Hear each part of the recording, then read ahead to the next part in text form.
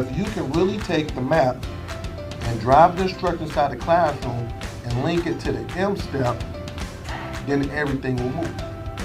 You see it? Ladies, third grade teachers, could you tell me, how do you think this professional development was for you today? PD. It was productive. It was exciting. We will never leave Mr. Hurts advising. Because the schools that I've worked with, the teachers I've worked with, their scores just go through the roof, because what I do is I talk about practical stuff that's practical. Because I'm a former teacher and also I'm a principal, so I'm gonna be telling you guys things that I know will work in your classroom.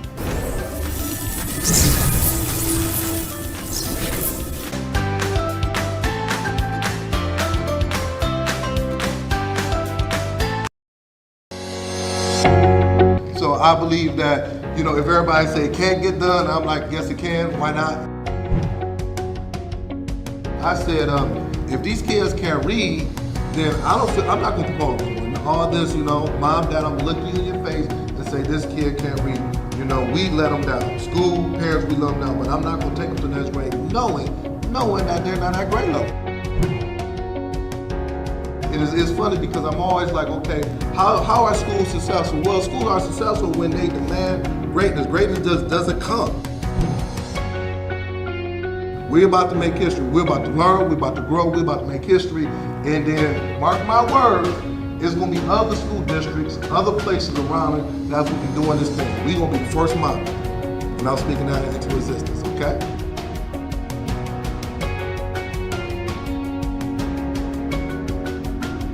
For booking, please visit shurtschoolturnaroundspecialist.com. Good morning, everyone. Good morning. This is Sean Hurt with your Saturday morning podcast, and I'm excited once again. This morning is going to be an excellent podcast, how to create other principals in your building. So if you are a principal, superintendent, educator, you want to go to the next level, you say, Hurt, I'm trying to go to the next level. This is a podcast you need to be on. So give me a few minutes as we hit that share button. Tell me where you're coming from. Give me some love. Let me know where you're coming from. Good morning to everybody. Good morning.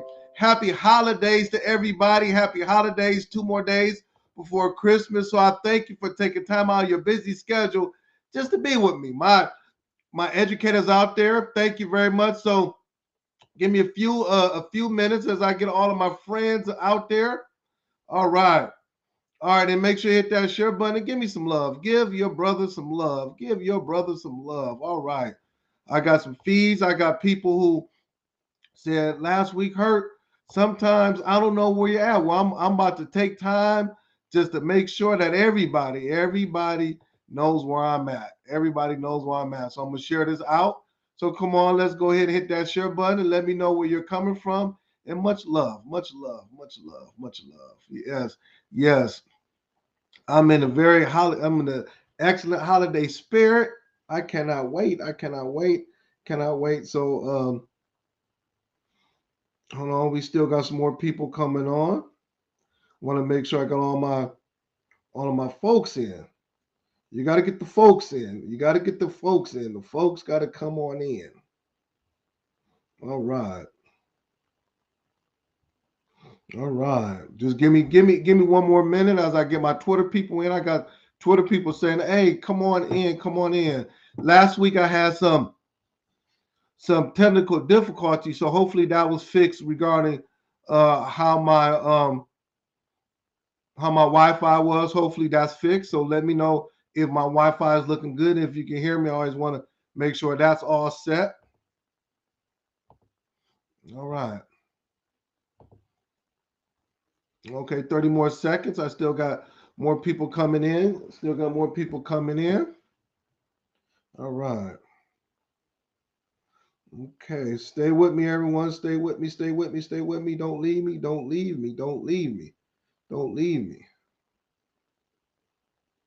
I think I'm about set. Good morning, Dr. Houston. It's always a pleasure. Good morning, Miss September. Good morning, Miss Harris. Good morning to you. Good morning, Miss Cherry. Good morning, Miss Burrell from GA. Good morning. All right. So let's go ahead and get started. Go ahead and hit that share button. Let me know where you're coming from. Let's go ahead and show some love. This morning is a very good topic. This is going to be a very good topic. We're going to talk about how to make sure that we are developing principles within our building. How we are developing principles within our building. And share, let's go ahead. And before I get started, you know what I like to do. Good morning, Dr. Jeter. Good morning to you. Good morning. Before I get started, I like to go ahead and do some story time, or we call it housekeeping notes. What's been going on with me for this past week?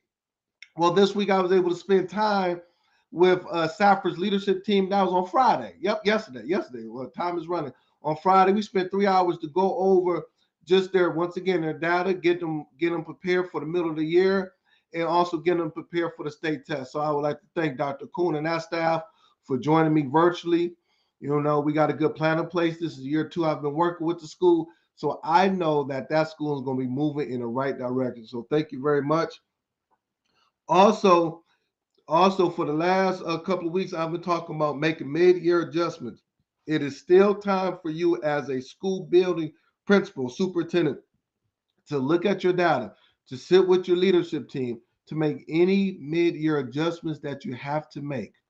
It is still time. You still got about 5 more months of school left. It's in the middle of the year. This is when you got to make your adjustments. This is when you sit with your teams and say, okay, what is moving in the right direction and what do we have to tweak?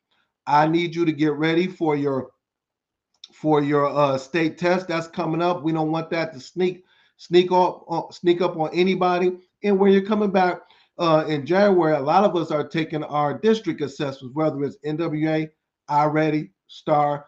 Make sure you prepare for that. I have a plethora of information on my website regarding that. So make sure you go ahead and get prepared for that. The last thing is that this morning I put a little post up on my Facebook and Twitter and LinkedIn page, and the question was this: tell me a good characteristic that a principal should have in order to run a high performing school. Tell me a good characteristic that a principal should have in order to run a high performing school. And man, I put that up, I think about 8:30, and I got close to 300 comments on 4 or 5 different educational websites. Just comments after comments that coming in now, and that is very important. That is very important as we look at the characteristics of principals that are running high performing schools. If you are a principal or you're trying to be a principal, it is important that you understand what are the characteristics, what are the things that I need to have eternally in order to run a high performing school. What do I need internally in order to run a high performing school? Okay. So, all right, now we're about to go ahead and get started. I'm about to jump into my topic: how to create other principles in your building. How to create other principles in your building. You still got time to hit that share button. Let me know where you're coming from. But this is so important to me. Let me adjust my video camera. Why is this important? I always go back. I was a principal for over 15 plus years. And one of the things that I prided myself on is I wanted to make sure during my principalship, the same thing someone did to me, that I made other principals, coaches, APs within my building. I was able to develop that. And that was so important because if you are a leader, you want to make other leaders just like you. You want other people to be able to, I call it, reap the benefits of a successful school. You know what? And then when I was a teacher, I had a hunger and thirst to become an administrator. So my principal, Mr. William Washington, Dr. William Washington from Oak Park School District, Albert Einstein Elementary School, he mentored me for 6 straight years in order for me to be an AP. He mentored me in the things that he told me, showed me, did for me. I take that with me on today. But without him, opening up a few doors, telling me a few things, giving me those nuggets, I do not think I'll be sitting in this seat that I'm sitting in on today. So I'm going to talk about a few things, of 5 things that principals should be doing in order to start to develop our next principals, our next APs, our next coaches. Okay. So get your pencil paper out. Let's go ahead and get started. And we're going to just jump in it. How to create other principals in your building. Number one, the first thing that I suggest that we do is this. Everybody good? In order to create other principals in your building, you must make sure that your school has high academic achievement. You say, "Heard, that's common sense." It is common for some, but not for everybody. You have to make sure that your school has high academic achievement. You have to make sure that your school is moving in the right direction. If I am a superintendent, if I'm a person that's trying to hire my next principal, I'm going to go to schools that are high performing because I know that you are taking something from that school and you could bring it to my school. A lot of times when you are first year principal, 90% of the principals, you will go to a low performance school a majority of the time. Those are the schools that need new principals. With me, my first time being an AP, I went to a low performance school. But the reason why I was able to get the AP job is because I was at a high performance school and our superintendent said, "Listen, I know that you have some strategies. I know that you're bringing some things to the table because you've been at one of our highest performing elementary schools for the last 8 years. So I thank Mr. Watson and the principal for making my school, when I was a teacher, a high performing school. And when I interviewed for the AP position at a high school, that right there spoke highly of the things that I was bringing to the table." Now, I might not have known all of the stuff. I might not have been part of the stuff, but I was part of a winning team. Think about sports or think about companies. If you are part of one of the best companies in the area, in the state, when you go and interview for another company, they're going to be like, "Know what? We want you because I know that you might not know it, but you have a blueprint, you have strategies that you're going to bring to this school that's going to help us be like that place, that building, that company, that school that you left." You have to make sure, principals, that your building is moving in the right direction. You cannot have a low failing school and then you expect people to pluck your people from your building or you promote your people within a district. That is not going to happen. Okay? People will pick from high performing schools. First thing. All right, number 2. As a principal of your building, you need to identify teachers that potentially can be promoted within your building. You need to identify. You as a principal need to identify. I put on my notes, identify 3 teachers, 3 individuals in your building that you know potentially could be the next coach, AP, or principal, either in your building, in your district, at other districts. When I became an AP, I left out of my district as a teacher and I went to another district. It just wasn't any AP positions opening in our district. That was the bottom line. So I went into another district with the recommendation and the support of my principal. But as a principal, he identified 3 people. When I was a principal, I would identify people within my building that could potentially could become a principal, AP, or coach. Now, Hurt, what does that look like?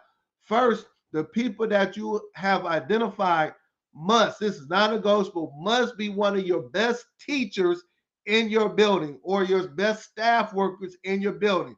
That person must be respected by everybody, come to work on time, come to work ready to go. Parents and students have high academic achievement on jam. That person has to be that.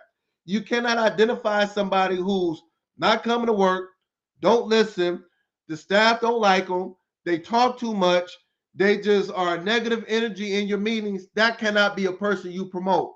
You must look at your staff, look at your roster. I got a roster right here.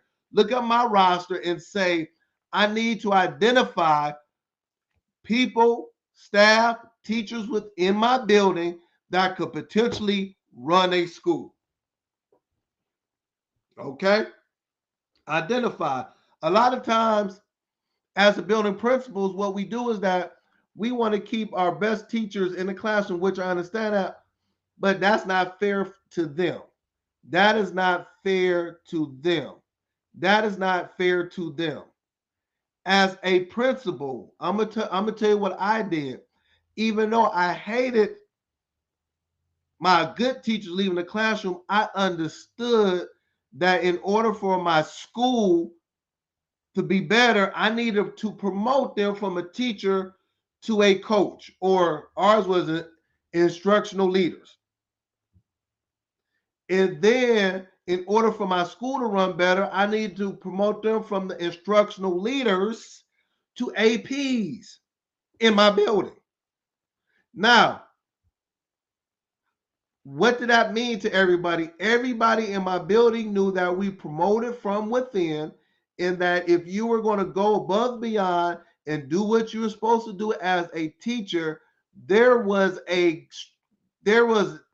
without a shadow of a doubt that you was going to be promoted within my building. How good is that? How good as a teacher, if I say, man, if I got test scores, I'm on jam for 4 or 5 years, I'm doing that, I'm being promoted within my building because Mr. Hurt or Mrs. Smith or Mr. Potato Plant is fair and they're going to promote within the building. Hit that share button. Let me know if this is sounding good. I got people, I got Dr. Houston, the list of what not to do was long. Yes, thank you. Dr. Houston said the list of what not to do was spot on. Yes, what not to do within your building. All right. Then now, listen to me very closely. I want to make sure the technology, okay, good, spot on. Go and get some feedback. Hit that share button. We got 13 minutes. I'm going slow with this because I need principals to start to promote other people within their building. Next thing is that when you identify these people, you need to have a conversation with them. Sit down with them. Bring them into your office. Sit down and have a conversation with them, because if I identified you, that might not be your desire. But how do I know if that is or is not? So I'm going to sit down and have a conversation with them and say, look here, Mrs. Clark. That was one of my teachers that I promoted, Mrs. Clark, Peggy Clark. One of my 4th grade teachers, went from a 4th grade teacher to an instructional coach. Ms. Clark, I see that you've been here for about 3 or 4 years. You've been doing a good job. Would you like to, I potentially will be having some position that's going to open up in the near future, maybe next school year, over the summertime. Would you want to be an instructional coach within this building? Because you're doing a good job. You know how I feel about you. You're one of our best teachers. Would you want this position? Just having a conversation. Or, you know what? I see that you're doing a good job. Have you ever thought about going to the next level in education? Have you ever thought about becoming an assistant principal or principal? Because I see that you have these characteristics of a quality principal. Have you ever thought about that? And just had a person talk. No, I haven't thought about that, Mr. Hurt. I didn't know that I had those characters. Yes, you do. You show good leadership. The other 35 teachers in the building, they follow your lead. You come to work on time. Your classroom management is excellent. You have some of the highest scores. You're respected, the whole 9 yards. So instead of being over 25 students, hey, I want you to be in a coach, and you can be and you can give your talents to 600 students, and also being able to help to support 35 or more staff and teachers.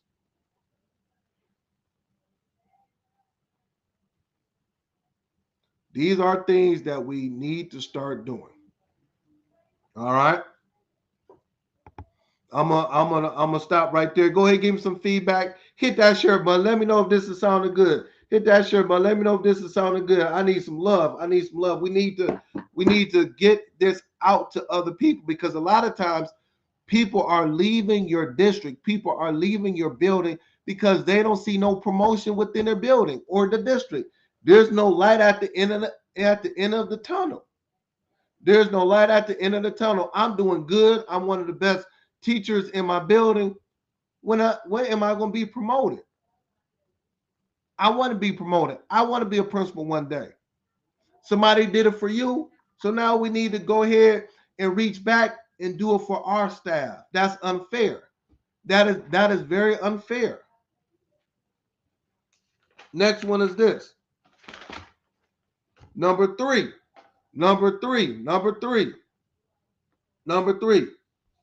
Thank you, Dr. Houston. Thank you, Dr. Jeter. Yes, this, we need to do this. And I could go down a different road why we need to do this, why we need to start to promote people from within, why we need to have more people of color in leadership position. I can go down that road.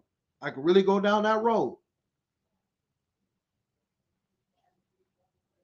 So it's bigger than just, hey, I'm gonna promote somebody. If I promote somebody within my building, let me just go down that road. Okay. I'm gonna go down that road. When I was a teacher, I made $45,000. I was a teacher. I made about $45,000 benefits and everything as a teacher. When I got promoted to an assistant principal, my salary jumped from $45,000 to $65,000 as an AP. So within one day, as in getting promoted, I was able to increase my salary. I'm talking about this salary. We're not about money, but I'm saying I just want to make it plain to some people. I was able to increase my salary by $20,000. That benefited my wife and my kids, my family. I still put the 55 to 60 hours in per week. I still did, but it benefited my family. And then when I went from an AP to a principal, I went from $65,000 to $95,000. So within 2 years, my salary went from $45,000 as a teacher to $95,000 as a principal. Why can't we do the same thing for 4 or 5 other people within our building? Talk to me, everybody. Talk. Why can't we do that? Why can't we do that to that person that we know that could be, that salary-wise will benefit from it? It's not about money, but that blesses that family, that blesses Miss Smith, who has 2 kids, who's working at long. So we got to think about it like that. Hit that share button. Let me know if that right there makes. Let me know if that what I just said makes sense. Let me know if that makes sense. Hit that share button now. Talk to me. Let me know if that makes sense. The next one is this. Number 3. Start to give and assign responsibilities at your school for the people who potentially could be a principal or go to the next level. Start to give them assignments. Well, what type of assignments do I give to them? All right. The first thing that I would do is that I will put them over my after-school tutoring program. That is responsibility. So that's a leadership position. After-school tutoring program that you guys have. Take that off your plate. Give that to Miss Clark that's trying to be a principal. All right. Let's go ahead and something small like this, but this is very important within the scope of our school. Next thing is that allow the person to be over your summer school. That person will be the acting principal of your summer school. That summer school, that's 6 weeks, 7 weeks long, 3 times a week. That person got to go ahead and sit down and do training for the teachers, make sure the kids come in, the whole 9 yards. That person is the acting principal of your summer school. Ways to get them out. Next thing is this.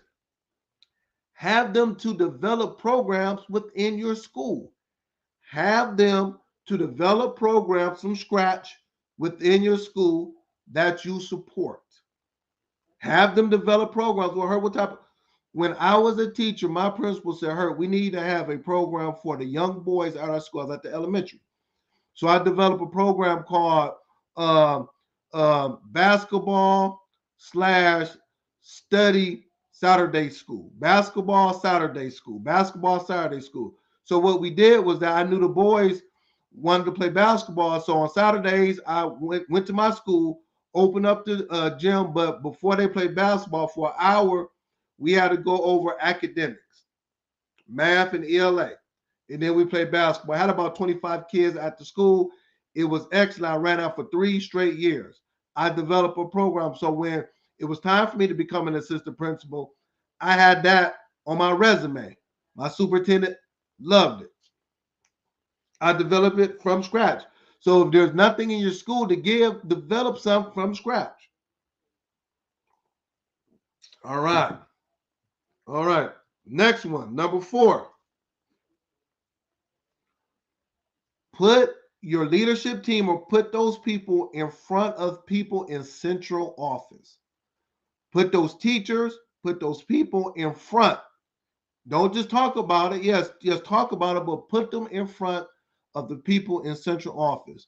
Put them in front of your district superintendent, your district assistant superintendent, the person that's over curriculum. Put them in front of them and have them do a presentation in front of them to show their skills. These are the people that's making the decisions. When you have 2 or 3 assistant principal positions opening up, the superintendent, the assistant superintendent are the ones that's making the final decisions. Before those positions open up, put them in front of them so those people can see them and be able to like, oh man, you know what? We got this position that's about to open up. I need to go ahead and see Miss Clark because I saw her 3 or 4 months ago. She presented at the mid-year or end of the year data to our faculty and it was excellent. That person might be somebody I want to bring up. Put those people in front of the district office. Every principal, you should be going to your district office twice a year. If it's not mandated, twice a year. You should be presenting your mid-year where you're at data and everything. And also at the end of the year, where are we at the end of the year? That should be something that you should do as a principal automatically. So if I'm doing that, then I'm bringing my team, and if I'm the principal, I'm letting my team talk for about 5 minutes, 6 minutes during the presentation. I'm letting my team talk about what we did in order to increase academic achievement by 15 points or raise our report card grade. My team is doing that. I'm pushing my team out there with my support. That is called building capacity. Yes, Ms. Jasmine Harris, thank you for putting that out there. That's called building capacity. Building capacity. All right. Also with that, and I'm going to go back to this, just strategies. Jasmine Harris, I forgot to say this, but thank you for reminding me. Also having your team provide PD for the other staff members. Have them provide PD. Have them provide PD. And not only are they going to provide PD, have central office come down there and take a look at it. Say, hey, Dr. Smith, we have a classroom management PD. Our 8th grade teacher who's good at it is going to be doing a 2-hour PD on classroom management. Why don't you come down here and take a look at it? Or can other teachers within the district come and look at the PD? Now you're putting that person in front of the stakeholders that's making the decisions. Stay with me. I got 2 more minutes. Last one is this. Show them how to understand and being able to read, and this is my pet peeve, they need to understand a financial school budget. They need to understand and know a financial school budget. I'm going to say this again for the 3rd time. They need to read, understand a financial school's budget. I do not want them to get to a principal position and they try to figure out how to read a budget. They need to know what general funds look like, Title I, Title II, 31A, ESSER, the whole 9 yards. They need to understand a budget. Next one is that they need to understand, how do I schedule 800 kids in classes, whether at a high school or middle school. They need to understand scheduling from this time to this time, where the kids should go, what teachers should have, the whole 9 yards. They need to understand a schedule. The next one is that they need to understand how to have their resume speak on the things that they've done. A lot of times we have resumes, but it does not highlight, it does not push all the things that you've done as an educator. So we got to get our resumes better.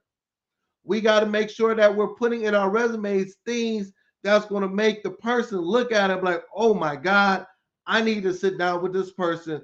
He or she needs to come to my school and interview for this position. And the last thing is this: you need to develop your own team. So if you are a principal and you're going to another district, you're going someplace else, you need to now develop a team. How do I get other people to follow me that I can rely on? Because now I'm a principal, I need to be able to have 3 or 4 or 5 people that I can bring with me to my building to make sure that we're running in the right direction. So I'm gonna stop right there. I passed my time. So please, everybody, go over to Create and Educate at 10:30. Thank you very much. Happy holidays to everybody. Happy holidays to everybody. Thank you for tuning in. Go ahead and hit that share button. Hopefully this was very informational. Please subscribe to my YouTube page. I need everybody on my, please subscribe to my YouTube page. I'm trying to get my subscriptions up. And also, if you would like for me to come and provide professional development for your school and district, inbox me. That's the work I'm doing.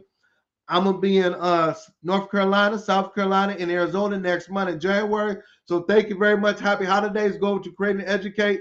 Thank you. Give me some love. Give me some information. Subscribe to my YouTube page.